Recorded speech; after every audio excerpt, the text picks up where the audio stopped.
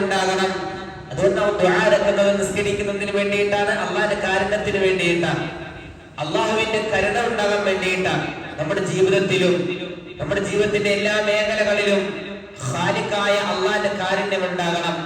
ഖാലിഖായ റബ്ബിന്റെ കാരുണ്യം ഉണ്ടായി കഴിഞ്ഞാൽ മഖ്ലൂഖായ അള്ളാഹുവിന്റെ പടപ്പുകളുടെ കാരുണ്യം ഉണ്ടാവുന്ന അല്ലാഹു സുബ്ഹാനഹു വ തആല മുഹറമിന്റെ മാസത്തിന്റെ ബർക്കത്ത് കൊണ്ട് നമ്മുടെ ജീവിതത്തിൽ അള്ളാഹുവിന്റെ കാരുണ്യം സദാ വർഷിക്കുന്നതായ നല്ല അവസരം അല്ലാഹു സംജാതമാക്കുമാറാകട്ടെ.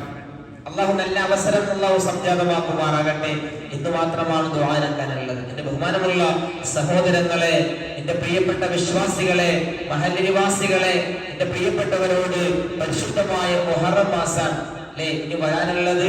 അതിലേറെ പവിത്രമായ മാസങ്ങളിലൂടെ കടന്നു പോകാൻ ഒരു മുഅ്മിന് ആശ്വാസം കൊണ്ട് വെമ്പൽ കൊള്ളുകയാണ്.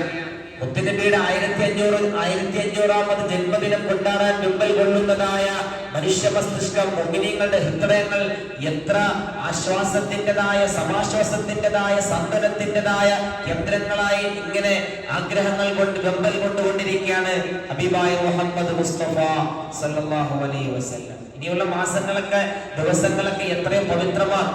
അല്ലാഹു സുബ്ഹാനഹു വ തആല അതിൻ്റെതായ മഹത്വങ്ങൾ പഠിച്ചും മനസ്സിലാക്കിയും ജീവിതത്തിൽ അതിൻ്റെതായ സത്തുകളെ ഒപ്പിയെടുക്കുവാനുമുള്ള ഉയർന്ന തൗഫീഖ് അല്ലാഹു നസീബാക്കുമാറാകട്ടെ.